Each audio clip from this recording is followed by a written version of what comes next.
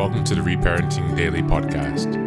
In this podcast, we'll dive deep into reparenting, exploring tools and resources to help us through our journey.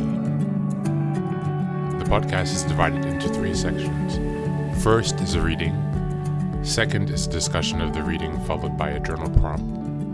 And the last section is a peaceful meditation for closing.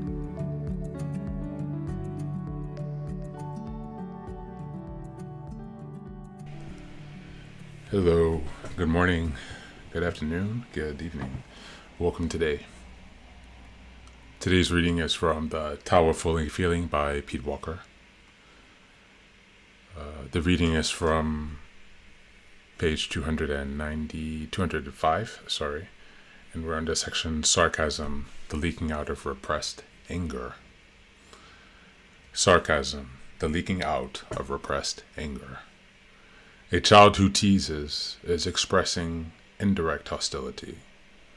The teasing is a manifestation of his inability to express aggression in open and direct ways. The teasing child is not reacting to real and immediate annoyances.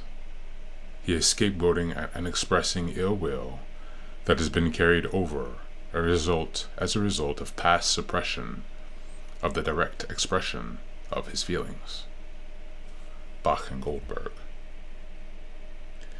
We are offered virtually no guidance in our society about how to use communication to effectively work through conflicts.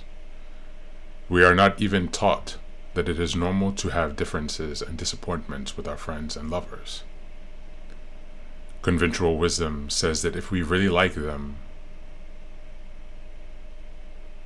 our friends and intimates, we will never have difficulties with them. This is unrealistic expectation and makes us repress the anger of our normal pain and strains with each other. Repressed anger about our relationships' disappointments does not mysteriously disappear or work on itself out.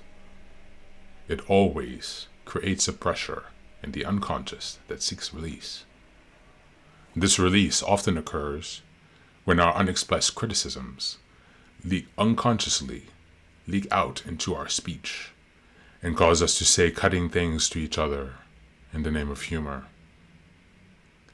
At such times, our repressed frustration can change our laughter with angry derision and our tone of voice with shame.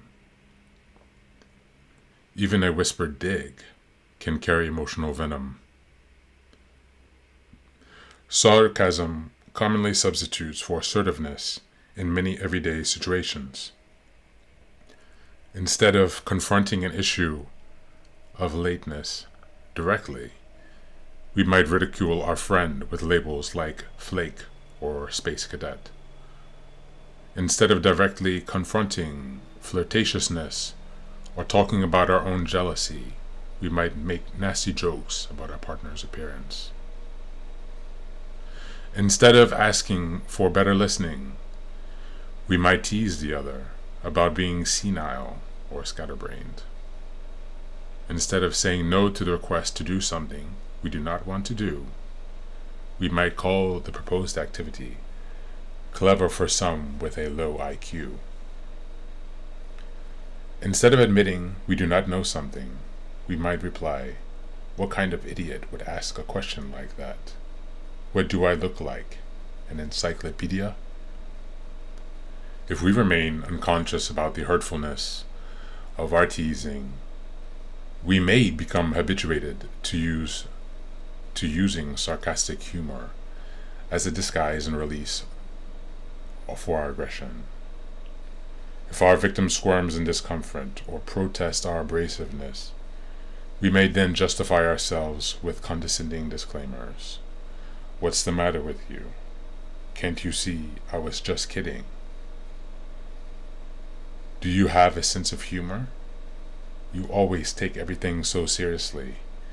Can't you take a joke?" Destructive sarcasm habitually adds insult to injury. I believe we all, at heart, crave safety of not being made a laughingstock. Unless we recognize unfair teasing and sarcasm for the verbal and emotional abuse that it is, we may to continue to allow others to bait and ridicule us.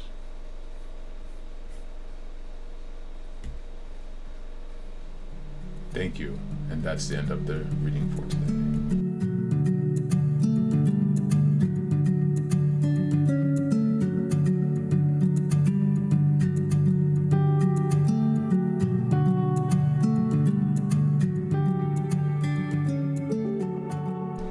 Hello guys, and welcome back. It's another excellent reading. It's a really good reading. Passive aggressiveness. This is something I've been dealing with for so much of my life. My mother, my friends, my partners, I guess myself. Although I don't try to do that intentionally, I'm sure that I do sometime because of the environment that I've grown up in. But I really do despise passive aggressiveness, and I don't want to maintain this way of living. I've also been dealing with have been paying attention to some bullying or social aggression situations, and realizing how my fight, flight, freeze fawn response really changes depending on the situation, who is there, what I'm feeling, my current state, what I've eaten, how much I've slept. But it's important as we come into refathering today, building our sense of self-protection, emotionally, physically, psychologically. We need to reparent ourselves, to refather ourselves, to protect ourselves from the damaging effect of sarcasm, which is anger, subconsciously or repressed anger leaking out in people's conversations. And unfortunately, because most of us come from dysfunctional or narcissistic family constellations, we tend to continue to attract these people into our lives. And so it is most certainly a skill that we need to become adept with. There's also a book we'll be looking at later called Verbal Judo, like the karate martial arts. Basically how to spar. Perhaps you grew up in a family with a bunch of brothers and sisters, so you're used to being teasing and joking and making the comebacks, and perhaps you've been a bit more socially distanced and isolated, and so you're not used to thinking on your feet in these ways. But it's very important, because we are still programmed to attract these people, and to be honest, with the way the world is going, it seems they're increasing at an exponentially faster rate. And so it most certainly is a definite skill that we need to learn for refathering ourselves, how to protect ourselves from sarcasm, from bullying, and so other forms of social aggression.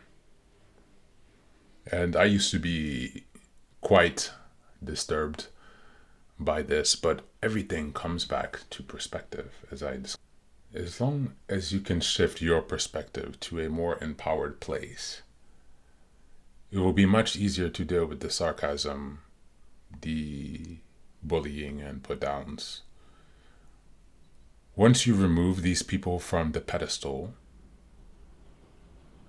and perhaps even take a bit of self-enhancement and maybe put yourself a bit on the pedestal, don't get carried away now, but just as a way to push yourself over from that overly submissive perspective, just flip it and see for a while if you are on the top and they were beneath you, for example. Not necessarily the most healthy to sustain that, but as an exercise to break yourself out of that submissive perspective, give it a shot. To be treated like a king, act like one. This is coming from The Laws of Human Nature by Robert Greene, which we've read some of these experts, and we'll come back to that text also. But it is true, to be treated like a king, act like one. Now, that does not mean to be violent and narcissistic, but it means that our projection of our own self-worth and self-value and self-understanding, self-image, will dictate how we are treated and perceived, and therefore treated by others. And so part of the fighting the sarcasm and standing up against the bullying and aggression is to become first more grounded in your own reality, your own emotions, so that you know what you are feeling when you are aggressed. And stand a little bit on that podium to give you a little bit more strength and oomph to speak back and to stand up for yourself. So today I'd like to encourage you to think about how is sarcasm impacting your life today. Do you have any particular issues with it, or is it not something that you notice? Thanks for being here, and be well.